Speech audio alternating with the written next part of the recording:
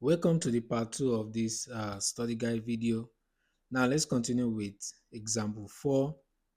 So we have the figure shows a large clock mounted to a vertical wall, and then they said that the clock has 8-inch long moving minute hand. So which means this one is 8, the minute hand is 8, and then it's saying that the center of the clock is 120 inches directly above the ground. So from this ground right here up to this point is just 120. So if you look at that, because they said that you know the center means that you have your midline to be equals to 120. So my midline right here is equals to 120, and then which means that if I need to go from this particular point right here up to the maximum, that will be 120 plus 8, and that will give me 128. So this one will give me 128. And then if I need to go from this particular point up to like the minimum, so which I know from this point to this point is 8, from this point to this point is 8, and then if I need to go from this point to that point will be 120 minus 8, and that one will give me 112. And then if you keep reading that question, you can easily see that they're saying at time t is equals to 0 minute, the minute hand is pointed directly at 12. So which means at this particular point, you have this one to be 0. And then if you read further, it's saying, however, the clock is not working properly, and then the minute hand is moving twice as fast as it should. Now, they said the next time the minute hand point directly to uh, 12 is at 30 minutes. So the next time is pointing at 12 is at 30 minutes. So which means I have to find this time, find that time. So if you look at that, the middle of this line is just this point right here, and then that will be 15. So this point right here will be 15, and then the midline, the middle of 0 and 15 is what? 7.5. So you're right here 7.5, and then since everything is an increment of 7.5, we know that this one will be 22.5. And then likewise, if you keep going on, this point right here will be 37.5, and then if you end, you are going to end at 45, because 37.5 plus 7.5 is going to give me 45. Now the question is asking me to determine the 5 points, these 5 points. So I already know my 5 points, so which means my f is going to be 0, 112, and then my g is going to be 7.5, and then 120, and then my j is going to be 15, and then 0, the 112, not 0, 112, and then my k is going to be 22.5, and then the midline 120, and then my p is going to be 30, and then the maximum 128. Also, the question want me to find the period. So to find the period of this question, I could just take the two consecutive maximum and then subtract, and then my period in this case will be my two consecutive maximum, which is I take this point away from this point, and then that one is just going to be 30 minus 0, and then this one is going to give me 30. And then for me to find the frequency, I know that my frequency is just my frequency right there, my frequency is just 1 divided by the period.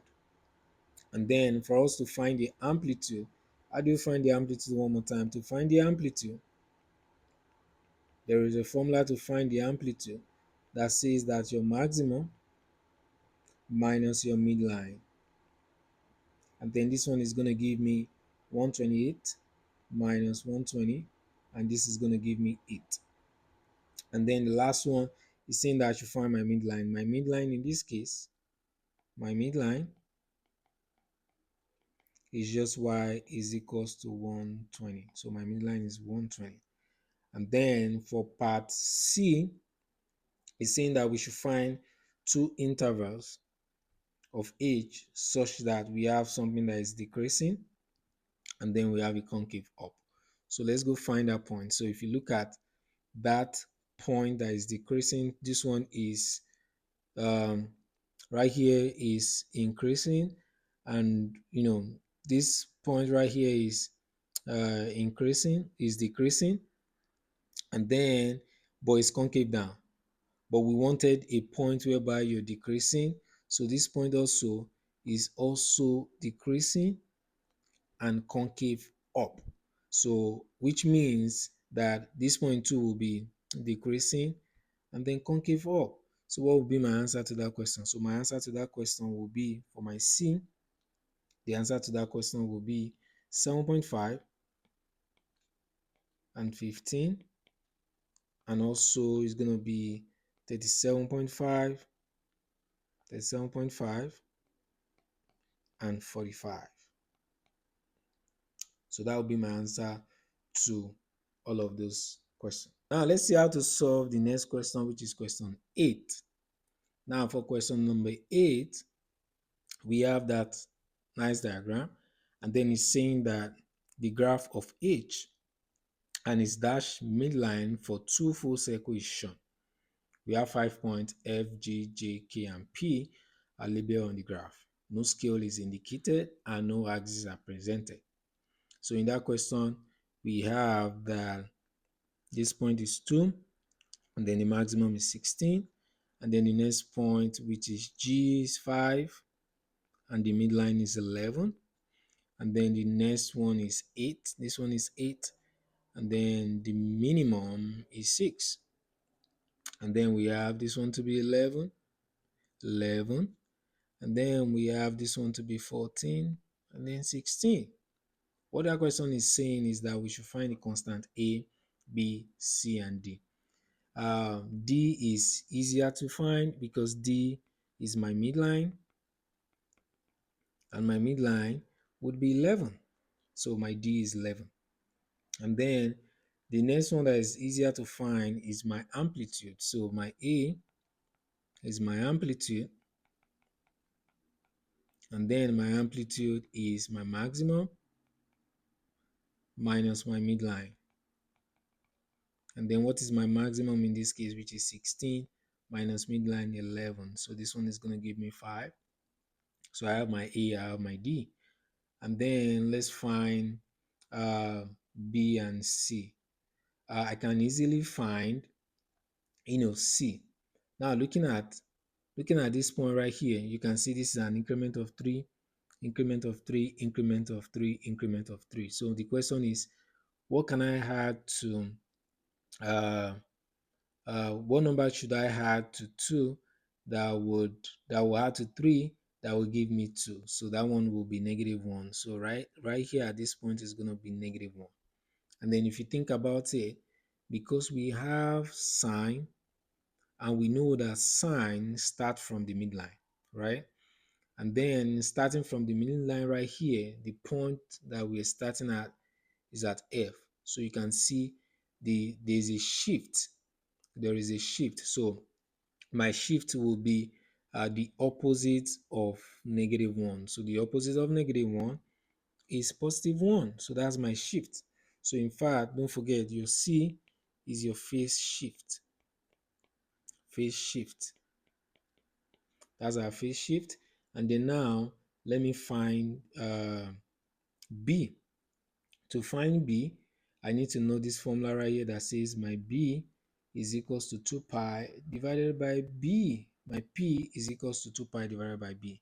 Now, because I'm using a sinusoidal function, so I have to use that formula P is equals to 2 pi over B. Now, in this case, what is my period? My period in this case will be that I need to take the 2 maximum and then subtract. So My period in this case will mean that I need to take 14 minus 2, and that will give me 12.